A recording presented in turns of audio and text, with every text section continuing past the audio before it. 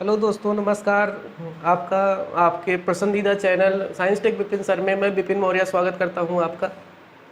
दोस्तों, हम लोग क्लास 10th केमिस्ट्री का जो सेक्शन वाइज, जो हेडिंग वाइज हम यहां पर अपलोड कर रहे हैं वीडियो, जिसमें आज पार्ट 1 केमिस्ट्री का लास्ट जो क्लास है वहां पर पढ़ाना है आपको। इसके पहली वाली क्लास में और जो रासायनिक अभिक्रियाएँ थी, जैसे अपघटन अभिक्रिया, संयोजन अभिक्रिया, विस्थापन अभिक्रियाओं में दो बताए थे आपको, एकल विस्थापन अभिक्रिया, द्विविस्थापन अभिक्रिया, ऊष्माक्षेपी अभिक्रिया, ऊष्माशोषी अभिक्रिया। इन सभी अभिक्रियाओं के बारे में, अभिक्रियाएं क्या होती हैं, देखकर कैसे हम पहचानेंगे, इनके उदाहरण आपको बताए थे। साथ में कुछ जो अभिक्रियाएं बच गई थी अगले वीडियो से, जैसे ऑक्सीकरण और अपचयन अभिक्रिया, रेडॉक्स अभिक्रिया, फिर लास्ट में इसका जो कुछ टॉपिक बचा था संक्षारण और विकृत गंधिता का, यहाँ पर आज उस टॉपिक को कवर करने आए हैं। इसके बाद ये पूरा चैप्टर क्लोज हो जाएगा। इसमें जितने भी हेडिंग हैं सब हमने अपलोड कर दिया है। आपको कोई भी हेडिंग या कोई भी इस टॉपिक नहीं समझ में आ रहा है तो आप प्लेलिस्ट में जाके और एक 1 बाय 1 करके सभी वीडियो देख लीजिए। आपको पूरा चैप्टर वाइज चैप्टर का सभी वीडियो मिल जाएगा। तो आज का हम वीडियो स्टार्ट करते हैं। आज का जो मेरा पहला टॉपिक है वह है ऑक्सीकरण और अपचयन अभिक्रियाएँ। ऑक्सीकरण और अपचयन अभिक्रियाएँ ये लास्ट अभिक्रिया है। इसके पहले की जो अभिक्रियाएँ थी वो पीछे वाली वीडियो में अपलोड करी गई हैं। तो ऑक्सीकरण और अपचयन अभिक्रियाएँ क्या होती हैं, देखिए, अलग अलग ऑक्सीकरण और अपचयन के कई पॉइंट्स होते हैं कि ऑक्सीकरण अभिक्रियाएँ और अपचयन अभिक्रियाएँ क्या होती हैं। जैसे किसी रासायनिक अभिक्रिया में हाइड्रोजन का योग होता है, किसी रासायनिक अभिक्रिया में ऑक्सीजन का योग होता है, किसी रासायनिक अभिक्रिया में हाइड्रोजन का निष्कासन होता है, किसी रासायनिक अभिक्रिया में परमाणु द्वारा इलेक्ट्रॉन का त्याग किया जाता है, या परमाणु की ऑक्सीकरण संख्या में वृद्धि होती है। इन सभी अवस्थाओं में वहाँ पर सदैव ऑक्सीकरण होता है। ऑक्सीकरण के ठीक विपरीत जो होता है वह अपचयन होता है। जैसे मैंने बताया कि वह रासायनिक अभिक्रिया जिसमें ऑक्सीजन का योग होता है वो ऑक्सीकरण है। तो वह रासायनिक अभिक्रिया जिसमें ऑक्सीजन का निष्कासन होता है, ऑक्सीजन निकलता है, रिमूव होता है वहाँ से, वो अपचयन हो जाता है। हमने कहा कि वह रासायनिक अभिक्रिया जिसमें हाइड्रोजन निष्कासित होता है तो अपचयन अभिक्रिया में हाइड्रोजन का योग होगा। इधर हमने कहा कि वह रासायनिक अभिक्रिया जिसमें परमाणु इलेक्ट्रॉन का त्याग करता है वो ऑक्सीकरण है। तो अपचयन में कह सकते हैं कि वह रासायनिक अभिक्रिया जिसमें परमाणु इलेक्ट्रॉन को ग्रहण करता है वो अपचयन हो गया। ऑक्सीकरण में हमने कहा कि वह रासायनिक अभिक्रिया जिसमें परमाणु की ऑक्सीकरण संख्या में वृद्धि होती है तो उस परमाणु का ऑक्सीकरण होता है। अगर किसी रासायनिक अभिक्रिया में किसी परमाणु की ऑक्सीकरण संख्या में कमी आ रही है तो उसका निश्चित रूप से अपचयन हो रहा है। तो जहाँ तक हमें लगता है कि ये बात आपको समझ में आई होगी कि ऑक्सीकरण और अपचयन होता क्या है। ऑक्सीकरण अपचयन जो होते हैं एक दूसरे के विपरीत होते हैं, और अक्सर ये देखा जाता है कि किसी रासायनिक अभिक्रिया में किसी एक परमाणु का ऑक्सीकरण होता है तो दूसरे परमाणु का अपचयन होता है, किसी एक परमाणु का ऑक्सीकरण होता है तो दूसरे परमाणु का अपचयन होता है। यदि ऐसी कोई अभिक्रिया है जिसमें ऑक्सीकरण किसी परमाणु का हो रहा है तथा किसी परमाणु का अपचयन हो रहा है तो उसी अभिक्रिया को हम रेडॉक्स अभिक्रिया कहते हैं। ठीक है, तो ये ऑक्सीकरण और अपचयन से संबंधित ही रेडॉक्स अभिक्रिया होती है। तो सबसे पहले हम इनके ऊपर बात करते हैं। तो यहाँ पर जो हमारा टॉपिक है वो है ऑक्सीकरण।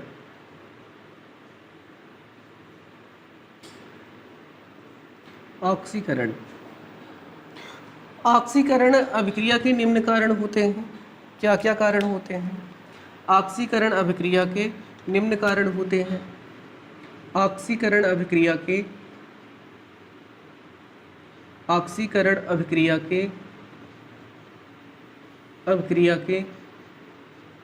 निम्न कारण होते हैं। ऑक्सीकरण अभिक्रिया के निम्न कारण होते हैं। क्या कारण होता है? क्या कारण होता है ऑक्सीकरण अभिक्रिया का? पहला जो कारण होता है पहला कारण होता है रासायनिक अभिक्रिया में रासायनिक अभिक्रिया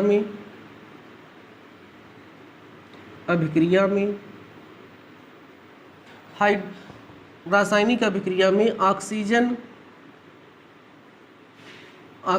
का योग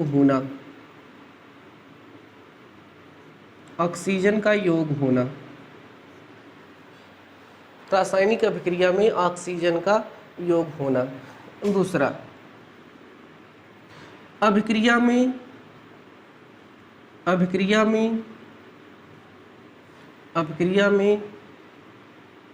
ऑक्सीजन हाइड्रोजन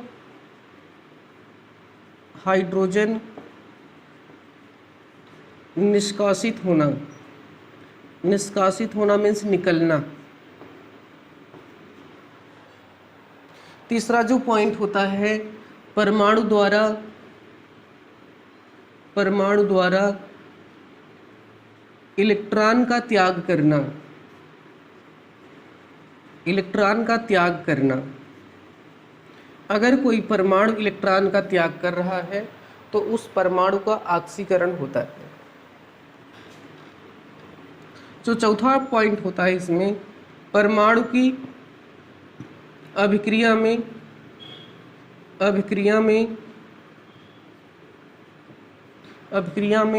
परमाणु की ऑक्सीकरण संख्या में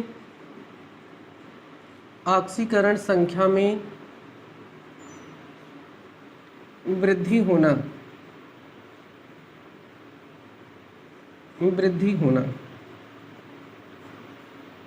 ये जो हमारा चारों पॉइंट हैं ये सब ऑक्सीकरण को रिलेट करते हैं।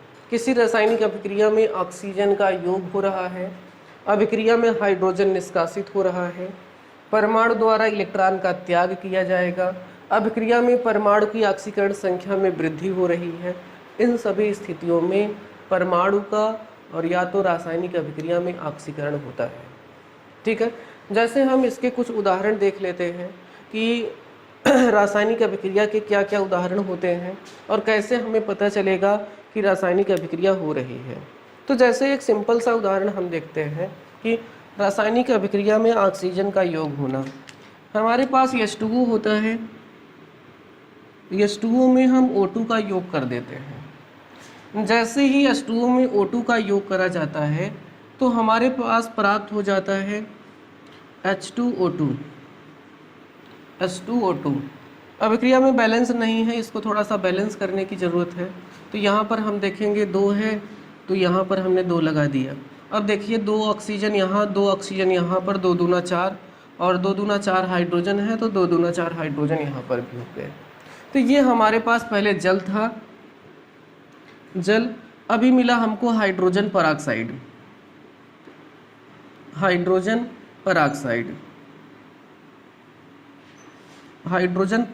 हमको मिल गया। अब हम पूछ रहे हैं कि कैसे ऑक्सीकरण यहाँ पर हुआ। भाई पहला रूल तो हमारा यहाँ पर फॉलो हो रहा है कि ऑक्सीकरण हुआ है।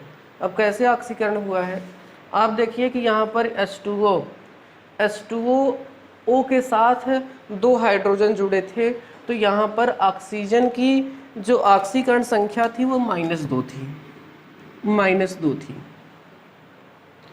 लेकिन यहाँ पर अब 2 ऑक्सीजन के साथ 2 हाइड्रोजन जुड़े हैं।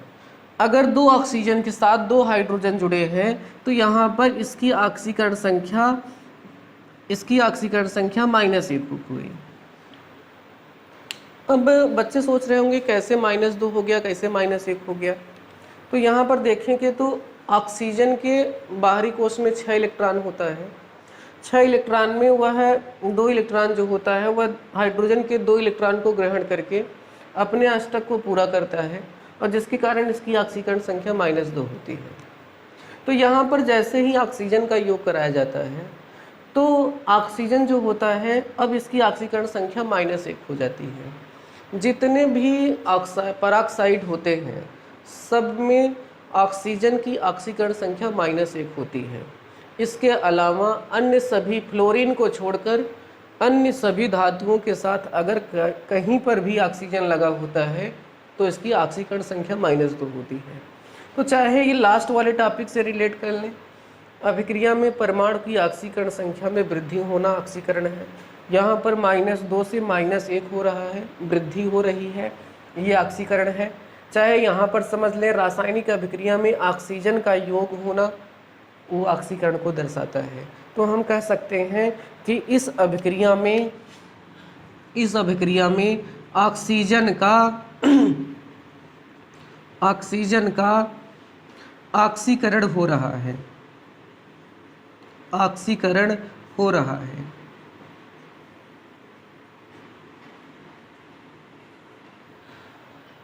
दूसरी जो अभिक्रिया हम ऑक्सीकरण की वजह से, सोडियम है। सोडियम क्या करता है? सोडियम के बाहरी कोश में 11 इलेक्ट्रॉन होते हैं। सोडियम 1 इलेक्ट्रॉन त्याग कर अपने अष्टक को पूरा करना चाहता है। वह अपने अष्टक को पूरा करने के लिए आसानी से 1 इलेक्ट्रॉन त्याग करके धनायन बना लेता है। जैसे सोडियम जब यहाँ पर 1 इलेक्ट्रॉन का त्याग करेगा तो यहाँ पर Na+ और +1 इलेक्ट्रॉन का त्याग कर दिया। हमने यहाँ पर लिखा है कि जब परमाणु इलेक्ट्रॉन का त्याग करता है, जब परमाणु इलेक्ट्रॉन का त्याग करता है तो वहाँ पर सदैव ऑक्सीकरण होता है, वहाँ पर सदैव ऑक्सीकरण होता है, वहाँ पर सदैव ऑक्सीकरण होता है। जैसे सोडियम की यहाँ पर कोई भी परमाणु अगर वह मुक्त अवस्था में है, इसका मतलब अगर उस पर कोई भी परमाणु अवस्था में है तो उसकी ऑक्सीकरण संख्या 0 होती है। जैसे ही वह 1 इलेक्ट्रॉन का त्याग करेगा तो उसकी ऑक्सीकरण संख्या वृद्धि हो जाती है, 1 इलेक्ट्रॉन का त्याग किया है। अब यहाँ पर ऑक्सीकरण संख्या इसकी 0 से 1 आ गई, इसलिए हम यह कह सकते हैं कि इस परमाणु का ऑक्सीकरण हो रहा है। सोडियम परमाणु 1 इलेक्ट्रॉन त्याग कर ऑक्सीकृत हो रहा है। ठीक है, तो ये हो जाता है कि हम किस प्रकार से समझ सकते हैं। इसके अलावा और भी कुछ ऑक्सीकरण होते हैं कि कहीं पर अगर ऑक्सीजन का योग न होकर किसी ऋण विद्युतीय तत्व का योग होता है, जैसे क्लोरीन का योग हो जाए, ब्रोमीन का योग हो जाए, तब भी वहाँ पर ऑक्सीकरण की घटना होती है। जैसे यहाँ पर देखिए कि SnCl2 है, SnCl2 है, इसमें जब Cl2 का योग हो जाता है तो यह रासायनिक अभिक्रिया में Cl2 जो होता है इस SnCl2 के साथ मिलकर SnCl4 बना लेता है। SnCl4 जैसे ही बनता है तो यहाँ पर देखिए क्लोरीन जो है, क्लोरीन Sn से जुड़ा है और इस अभिक्रिया में क्लोरीन 1 इलेक्ट्रॉन ग्रहण करता है। यहाँ पर 2 क्लोरीन है, इसका मतलब Sn से 2 इलेक्ट्रॉन ग्रहण किए हैं तो Sn पर +2 का चार्ज होगा। यहाँ पर कहे तो क्लोरीन 1 इलेक्ट्रॉन ग्रहण करता है अपने अष्टक को पूरा करने के लिए और यहाँ पर 4 क्लोरीन है, इसका मतलब कि Sn से वो लोग 4 इलेक्ट्रॉन को ग्रहण किए हैं, इसलिए Sn की ऑक्सीकरण संख्या यहाँ पर +4 होगी। हम देख रहे हैं कि इसकी ऑक्सीकरण संख्या +2 से +4 पे जा रही है, तब भी हम कह सकते हैं कि इस रासायनिक अभिक्रिया में ऑक्सीकरण की घटना हो रही है। ठीक है, तो आशा करते हैं कि आपको ऑक्सीकरण का प्रोसेस समझ में आया होगा कि किस प्रकार से ऑक्सीकरण की घटनाएं होती हैं। ठीक है, अब जो दूसरा टॉपिक हमारा यहाँ पर है वो है अपचयन। दूसरा टॉपिक इसका इस अभिक्रिया का जो है वह है अपचयन। हम समझेंगे कि अपचयन किसे कहते हैं। अपचयन के विषय में कहें तो ठीक इसी का उल्टा होता है। रासायनिक अभिक्रिया में ऑक्सीजन का त्याग होना, ऑक्सीजन निष्कासित होना, हाइड्रोजन का योग होना, परमाणु द्वारा इलेक्ट्रॉन का ग्रहण किया जाना, परमाणु द्वारा इलेक्ट्रॉन का ग्रहण किया जाना। इसके अलावा अभिक्रिया में परमाणु की ऑक्सीकरण संख्या में कमी आना, अभिक्रिया में परमाणु की ऑक्सीकरण संख्या में कमी आना, इन सभी घटनाओं को हम अपचयन के नाम से जानते हैं। जैसे हम यहाँ पर उसको, ठीक है, ये हो गया हमारा ऑक्सीकरण। अब हम देखते हैं कि अपचयन किसे कहते हैं। जो भी ऑक्सीकरण में चीज़ें पॉइंट नोट है, बस इसी नोट पॉइंट में थोड़ा सा परिवर्तन होने पर वह अपचयन बन जाएगा। जैसे रासायनिक अभिक्रिया में ऑक्सीजन निकले, रासायनिक अभिक्रिया में हाइड्रोजन का योग हो, परमाणु द्वारा इलेक्ट्रॉन का त्याग किया जाए कि स्थान पर ग्रहण किया जाए, अभिक्रिया में परमाणु की ऑक्सीकरण की वृद्धि न होकर ऑक्सीकरण संख्या में कमी हो तो उसको हम अपचयन कहेंगे। इसके सभी नोट पॉइंट यहाँ पर लिख देते हैं। पहला जो है हाइड्रोजन ऑक्सीजन निकलता है, ऑक्सीजन निकलता है। दूसरा हाइड्रोजन का योग, हाइड्रोजन का योग। तीसरा पॉइंट यहाँ पर है इलेक्ट्रॉन का ग्रहण करें, परमाणु इलेक्ट्रॉन का ग्रहण करें, परमाणु इलेक्ट्रॉन का ग्रहण करें। जो चौथा पॉइंट है परमाणु की ऑक्सीकरण संख्या में, ऑक्सीकरण संख्या में, परमाणु की ऑक्सीकरण संख्या में वृद्धि हो, वृद्धि हो, वृद्धि ना होकर कमी हो, परमाणु की ऑक्सीकरण संख्या में कमी हो। तो इस सभी स्थितियों में वहाँ पर अपचयन अभिक्रिया होती है। ठीक है, अब इस तरीके से हम उदाहरण लेके देखते हैं कि कैसे हम जानेंगे कि वह अपचयन अभिक्रिया है। जैसे यहाँ पर देखिए ये जिंक ऑक्साइड है, जिंक ऑक्साइड की जैसे ही अभिक्रिया हम कार्बन से कराते हैं तो जिंक ऑक्साइड यहाँ पर जो कार्बन होता है वह ऑक्सीजन को साथ तुरंत अभिक्रिया कर लेगा और वहाँ पर कार्बन मोनोऑक्साइड बनाएगा और साथ में यहाँ पर Zn मुक्त हो जाएगा। यहाँ पर Zn जब ऑक्सीजन के साथ था तो हमें पता है कि ऑक्सीजन के बाहरी कोश में 6 इलेक्ट्रॉन होते हैं और वह अपने अष्टक को पूरा करने के लिए जिंक से 2 इलेक्ट्रॉन को लेता है। अगर जिंक यहाँ पर 2 इलेक्ट्रॉन दे रहा है तो इसके ऊपर +2 का चार्ज है। जैसे ही यह कार्बन ऑक्सीजन से अभिक्रिया कर लेता है तो कार्बन के साथ ऑक्सीजन यहाँ पर जुड़कर कार्बन मोनोऑक्साइड बनाता है और Zn मुक्त हो जाता है। जब Zn यहाँ पर मुक्त होता है तो कभी भी कोई भी परमाणु मुक्त अवस्था में है तो उसकी ऑक्सीकरण संख्या 0 होती है, क्योंकि वह न तो परमाणु इलेक्ट्रॉन का त्याग किया होता है उस समय और ना ही ग्रहण किया होता है, तो इसकी ऑक्सीकरण संख्या यहाँ पर 0 होगी। हम देख रहे हैं कि ऑक्सीकरण संख्या जो है वह घट रही है। अगर ऑक्सीकरण संख्या घट रही है तो निश्चित रूप से यह अपचयन अभिक्रिया है। इसी प्रकार क्लोरीन होता है, क्लोरीन का एक अणु है। जब इसको इलेक्ट्रॉन दिया जाता है, क्लोरीन को अपने अष्टक को पूरा करने के लिए 1 इलेक्ट्रॉन चाहिए, इसलिए एक क्लोरीन 1 इलेक्ट्रॉन लेगा तो यहाँ पर 2 क्लोरीन है, 2 क्लोरीन के लिए 2 इलेक्ट्रॉन चाहिए। जब क्लोरीन को इलेक्ट्रॉन दिया जाता है तो यहाँ पर वो बन जाएगा 2Cl-। माइनस इसलिए है क्योंकि परमाणु 1 इलेक्ट्रॉन को ग्रहण किया है। यहाँ पर क्लोरीन मुक्त अवस्था में था तो इसकी ऑक्सीकरण संख्या 0 थी। जैसे ही वह 1 इलेक्ट्रॉन को ग्रहण कर लिया तो इसकी ऑक्सीकरण संख्या -1 हो रही है। फिर हम देख रहे हैं कि यहाँ पर ऑक्सीकरण संख्या अभिकारक से उत्पाद की ओर घट रही है, इसलिए यह अभिक्रिया अपचयन अभिक्रिया होती है। तो इस प्रकार से हमने देख लिया कि कौन सी अभिक्रिया ऑक्सीकरण होती है और कौन सी अभिक्रिया अपचयन होती है, उसको हम कैसे देख पाएंगे। इस वाली अभिक्रियाओं में अगर इलेक्ट्रॉन आपको दाहिने साइड में देखने को मिले तो आप आँख मूंद के कह सकते हैं कि वह अभिक्रिया ऑक्सीकरण है। अगर इलेक्ट्रॉन आपको बाएं साइड में मिले तो आप कह सकते हैं वह अभिक्रिया अपचयन अभिक्रिया है। इसका जो हमारा अगला टॉपिक है वो है रेडॉक्स अभिक्रिया। अगला हमारा जो टॉपिक है वह है रेडॉक्स अभिक्रिया। रेडॉक्स अभिक्रिया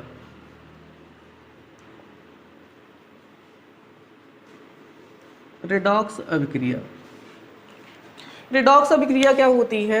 वह रासायनिक अभिक्रिया जिसमें ऑक्सीकरण और अपचयन की क्रियाएं एक साथ होती हैं, उसे रेडॉक्स अभिक्रिया कहते हैं। अर्थात किसी परमाणु का ऑक्सीकरण होता है तो उसके विपरीत किसी परमाणु का अपचयन हो रहा होता है। तो इस स्थिति में हम उस अभिक्रिया को रेडॉक्स अभिक्रिया कहते हैं। यहाँ पर हम उसको नोट कर दे रहे हैं। वह रासायनिक अभिक्रिया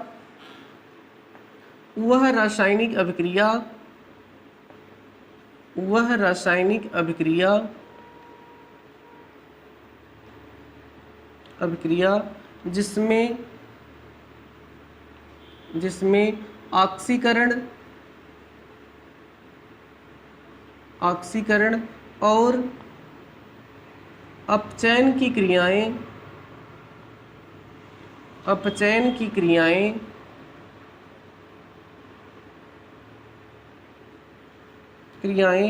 एक साथ होती हैं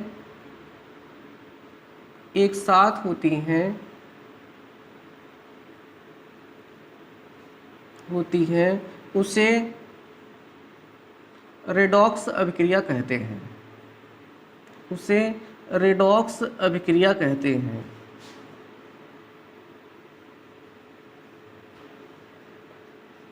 रेडॉक्स अभिक्रिया कहते हैं। अब आप देखिए कैसे, उदाहरण के रूप में देखिए कि कैसे पता चलेगा कि कोई अभिक्रिया रेडॉक्स अभिक्रिया है।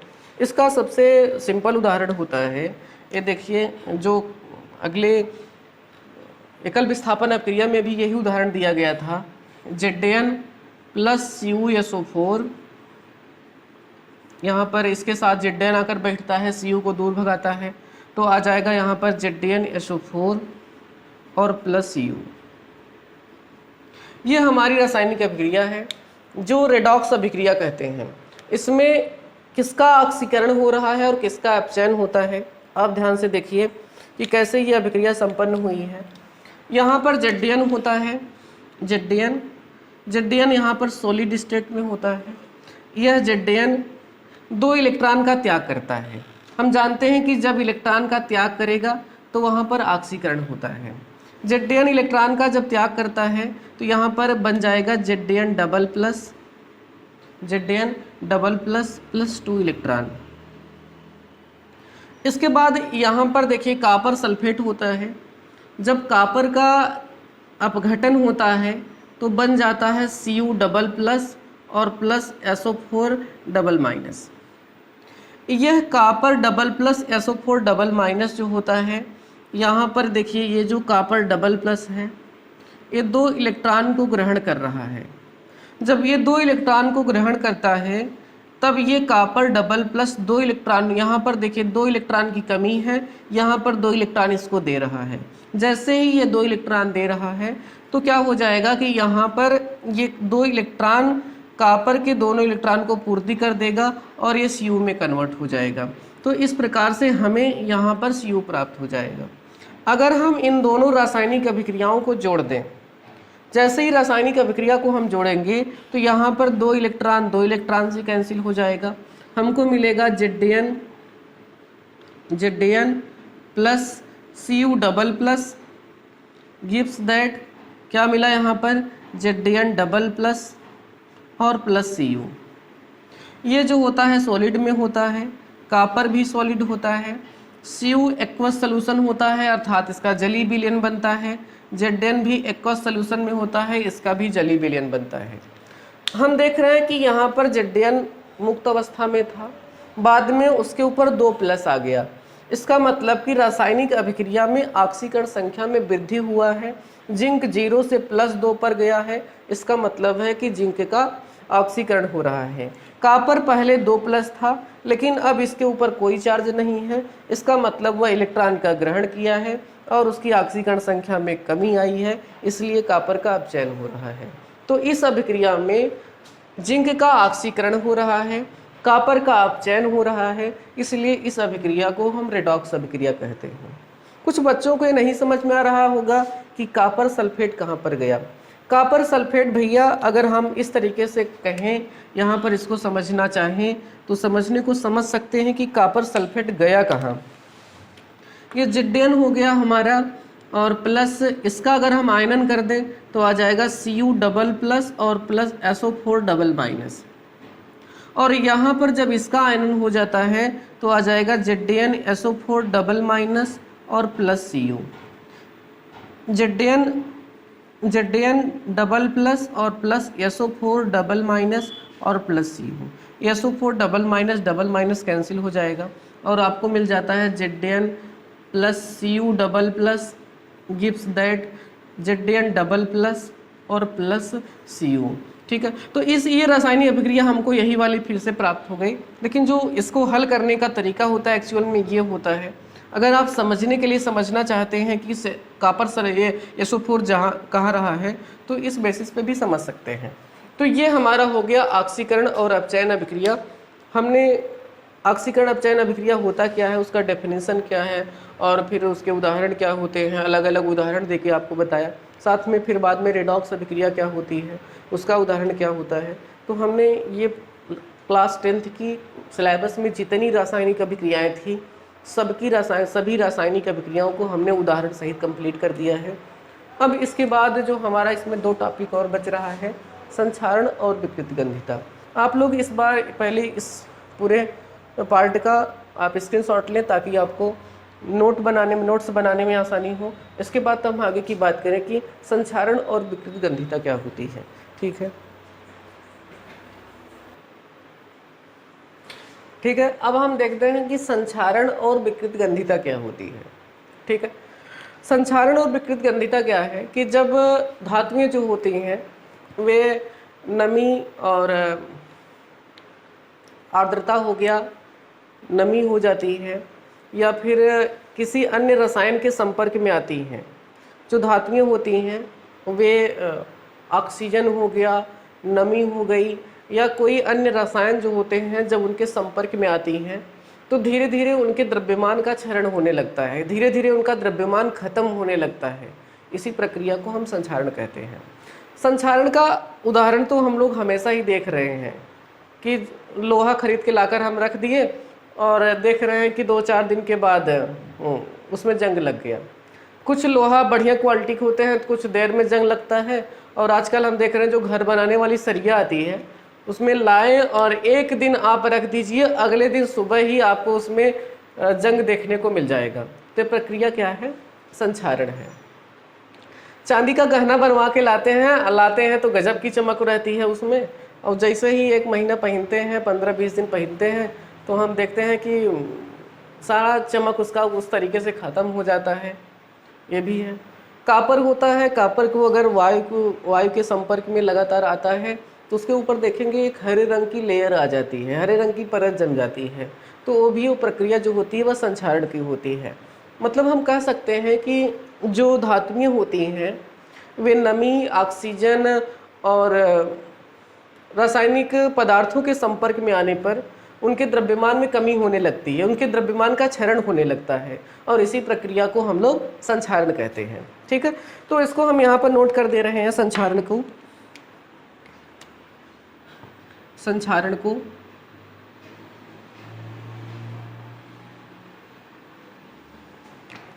कहते हैं जब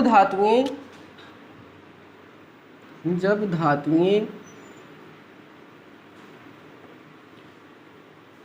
नमी, ऑक्सीजन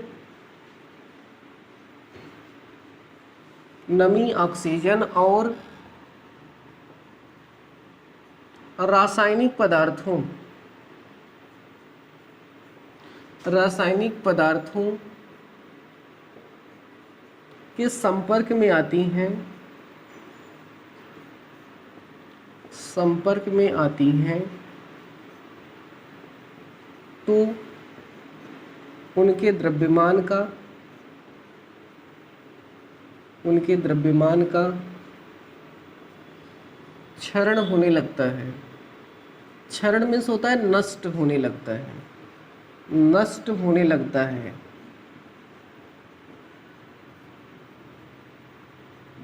इसे संक्षारण कहते हैं।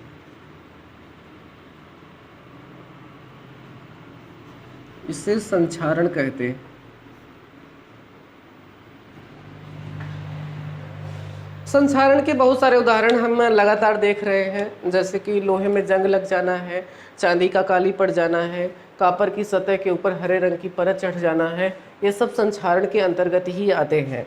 ठीक है, तो इसके उदाहरण हम यहाँ पर लिख दे रहे हैं। क्या होते हैं? लोहे में जंग लगना, दूसरा है चांदी का काली पड़ जाना, चांदी का काला हो जाना, काला हो जाना। और जो तीसरा यहाँ पर होता है वो है कापर पर हरे रंग की परत आ जाना, कापर पर हरे रंग की परत आ जाना। ये सब संक्षारण के उदाहरण हैं। बात यह आती है कि संक्षारण जो है वह भौतिक परिवर्तन है, भौतिक अभिक्रिया है कि रासायनिक अभिक्रिया है।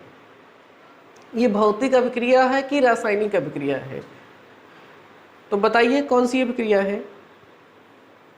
ठीक है, आशा करते हैं कि आप लोगों को आ रहा होगा।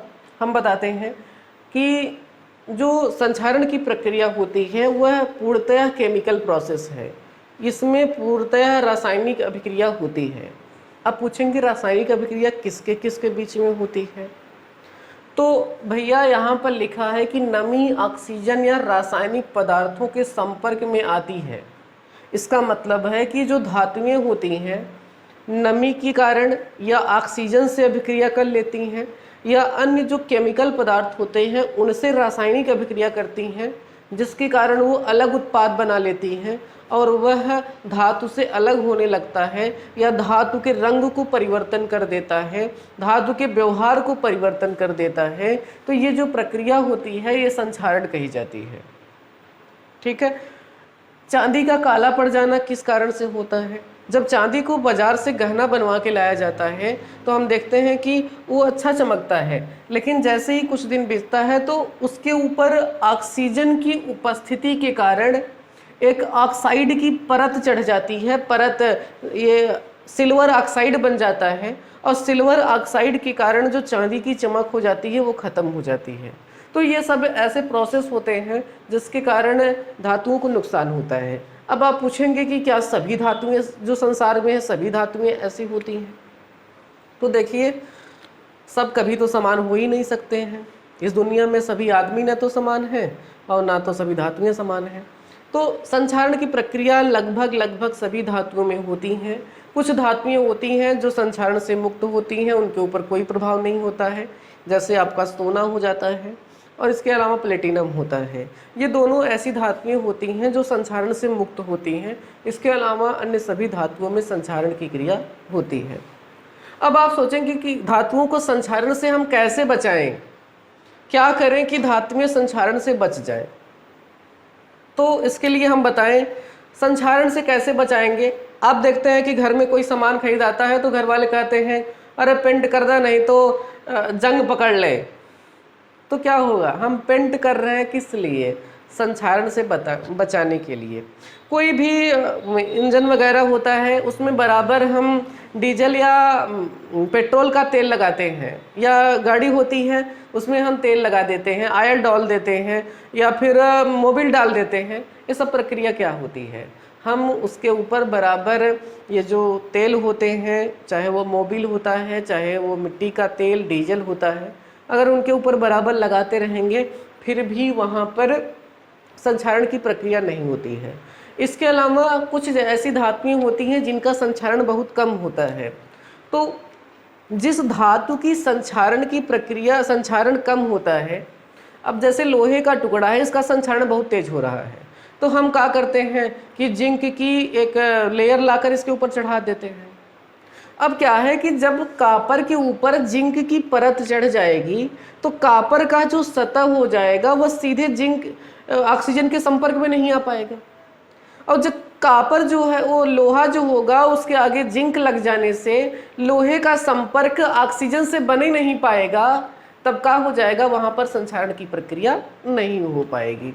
ठीक है, इसके अलावा होता है कुछ धातुओं को हम मिश्र धातु बनाकर भी संक्षारण से बचा सकते हैं। जैसे हम देखते हैं कि पीतल हमको देखने को मिलता है, पीतल में जंग नहीं पकड़ता है, वह एक मिश्र धातु है। स्टील होता है, स्टील में जंग नहीं पकड़ता है क्योंकि वह मिश्र धातु है। तो मिश्र धातु बनाकर भी धातुओं को उनके संक्षारित होने से हम बचा सकते हैं। तो नीचे लिख रहे हैं कि संक्षारण के उपाय क्या हैं।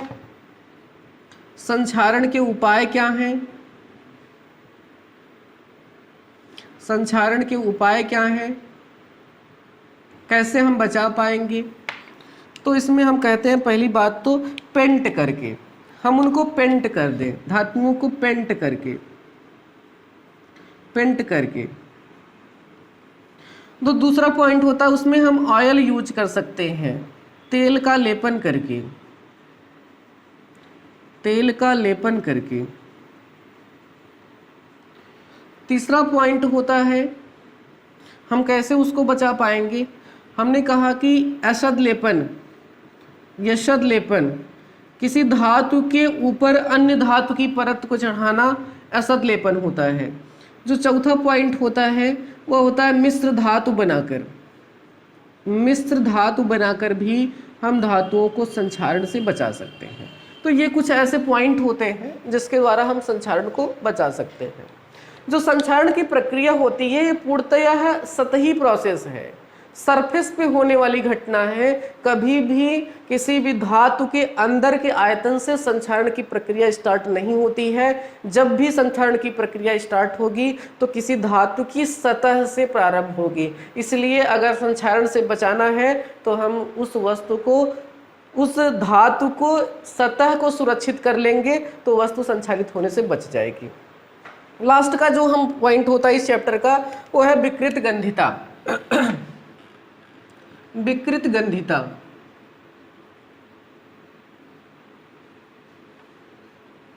विकृत गंधिता कुछ ऐसे तैलीय और वसी खाद्य पदार्थ होते हैं जिसमें तेल और वसा की मात्रा पाई जाती है।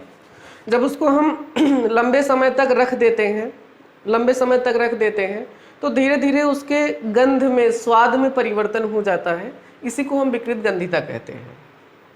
ये जो विकृत गंधिता होती है वो किसके कारण से होती है, ये भी एक प्रकार से कह सकते हैं कि ऑक्सीकरण की अभिक्रिया होती है, जिसमें ऑक्सीजन जो होता है वह वो जो तैलीय और वसी खाद्य पदार्थ होते हैं उनसे अभिक्रिया कर लेता है, जिसके कारण उसके रंग, गंध और स्वाद दोनों में परिवर्तन हो जाता है। तो यहाँ पर हम नोट कर दे रहे हैं